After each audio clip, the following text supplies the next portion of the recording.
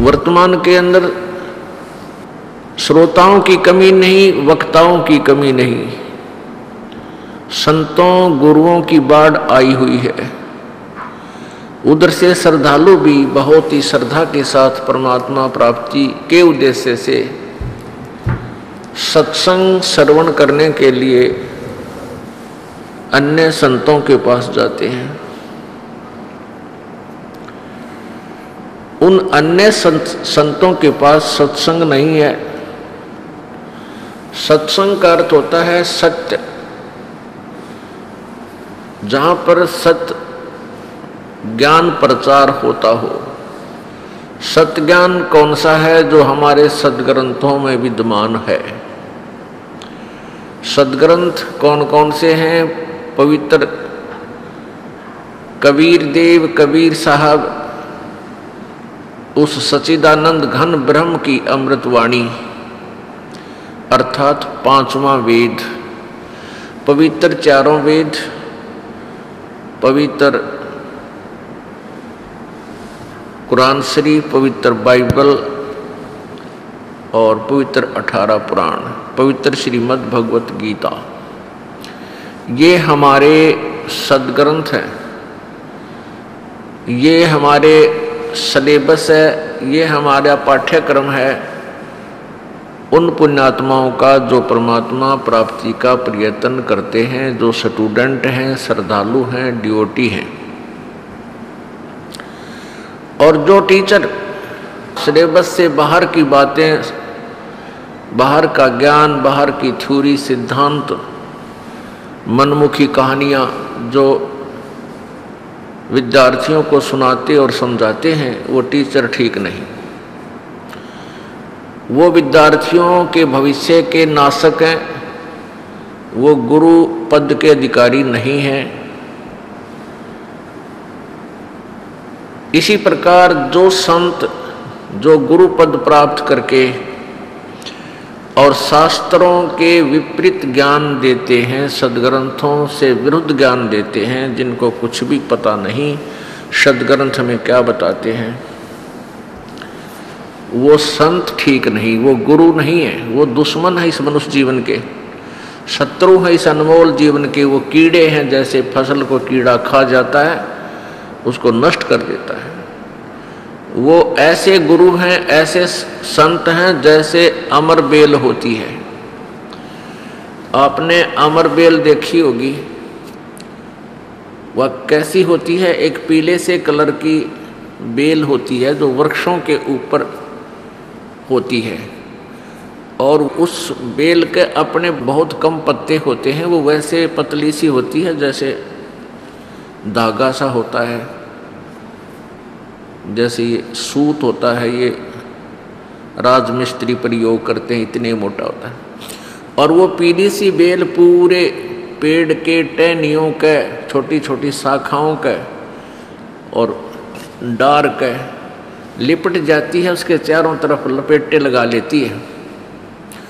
वो ऐसी लगती है जैसे ये बहुत ही प्यार करती है इनसे, वृक्ष से, और वो उसके सारे आहार को चूस रही होती है, नष्ट कर रही होती है, और वो वृक्ष सूख जाता है, नष्ट हो जाता है।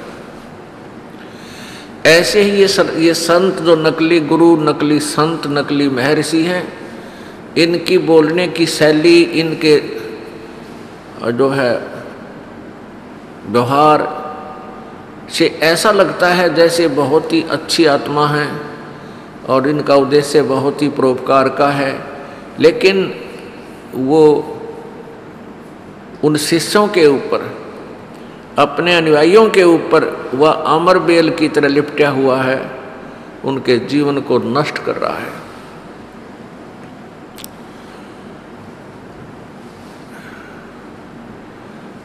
ईसा मसीह जी ने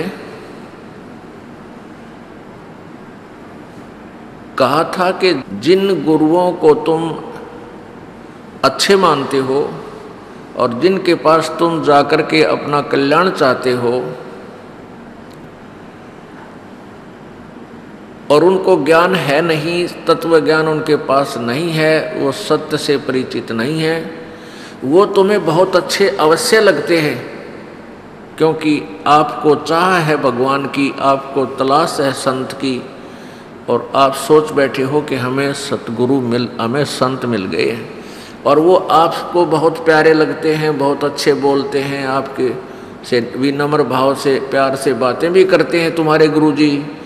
वो वो ऐसे हैं जैसे तुम्हें वो भेड़ दिखाई देते हैं, यानी बहुत शरीफ, बहुत ही अच्छी, लेकिन वो भेड़िए हैं जो तुम्हारे जीवन को खा रहे हैं।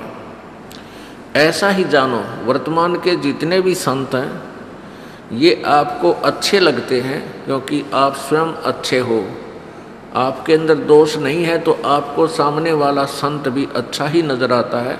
और आपको अध्यात्म ज्ञान है नहीं, आध्यात्मिक ज्ञान नहीं है, इसलिए आपको ये नहीं लग रहा कि ये संत गलत बोल रहा है, क्योंकि आप श्रद्धालु हैं, आप डिवोटी हैं। और स्टूडेंट अध्यापक की किसी भी थ्योरी में, किसी भी उसके ज्ञान में, उसकी कथा में स्टूडेंट यानी विद्यार्थी कोई शंका व्यक्त नहीं करते, क्योंकि विद्यार्थी यही सोच कर बैठे रहते हैं कि जो टीचर बता रहा है ये सत्य है, और उसको लिख लेते हैं, उसको रिमेंबर कर लेते हैं, घोट लेते हैं। ये स्वभाव होता है और होना भी चाहिए। लेकिन ये वर्तमान के संत और गुरु ये पूर्ण रूपेण सदग्रंथों से अपरिचित हैं, ये सिलेबस ना समझा करके दंत कथा आपको सुना रहे हैं, इसलिए उनके पास सत्संग नहीं है। वो कहते सत्संग ही हैं और बोर्ड भी सत्संग का ही लगाते हैं, सत्संग सथल वो लिखते हैं, और सतगुरु अपने उपाधि भी लिखते हैं, लेकिन वो ना सतगुरु हैं न ही उनके पास वो सत्संग है। अब पुण्यात्मा देखो, अनजान भोली आत्मा यूँ कहते हैं कि रामपाल तो अन्य संतों की क्रिटिसाइज करता है, आलोचना करता है। आलोचना वो होती है जो किसी के बारे में बकवाद करे, झूठी कपट कहानी बना कर तथ्यहीन व्याख्या जो करता है, वो आलोचना होती है। और उन्होंने जो लिखा है उन परम धनियों ने, उनके संतों ने, और उसको पढ़ के सुनाना और फिर उसके ऊपर निष्कर्ष निकालना आलोचना नहीं, ये परोपकार का काम है।